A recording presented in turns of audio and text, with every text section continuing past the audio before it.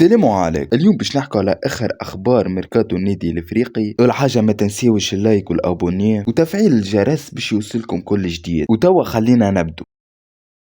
لاعب الترجي الرياضي التونسي رائد بوشنيب، كما نعرفوا الافريقي ناقصها اريير دروا، حاليا عندها كان جوار واحد في البوست هذه، لذلك النادي الافريقي في مفاوضه مع اللاعب، خاصه انه ماهوش اساسي في الفريق ولا حتى ماهوش على البنك. لاعب سبق له انه طلب من الترجي انه يفسخ العقد لكن النادي رفض. حاليا رائد لاعب في البطوله مباراه واحده ضد نادي الصفاقس، وزيد فما اخبار تقول انه فما نادي اوروبي تبع فيه وحاليا في مفاوضه مع الترجي.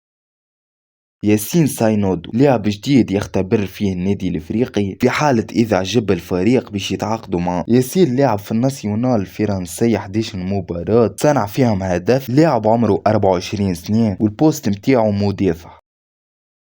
ايمن الحارث لاعب نادي المنستير بعد ما رفض عرض الترجي، نادي الافريقي على في سوم العرض وحاليا في مفاوضة مع المنستير. ايمن لاعب حاليا في البطولة 12 مباراة مركا فيهم زوز بونت وصنع 4، وسبق له انه لعب مع المنتخب التونسي ضد المنتخب المصري.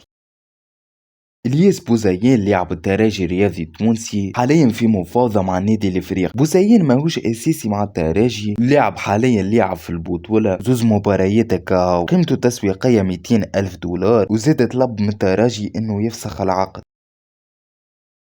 فراس شواط حاليا على انظار نادي الاهلي المصري، وممكن انه النادي يرسله عرض في الميركاتو الشتوي. شواط خرج الهداف التونسي العام 2025 سوا مع المنتخب والنجم الساحلي والافريقي، وزاد حاليا هداف البطولة ب7 بونتوات.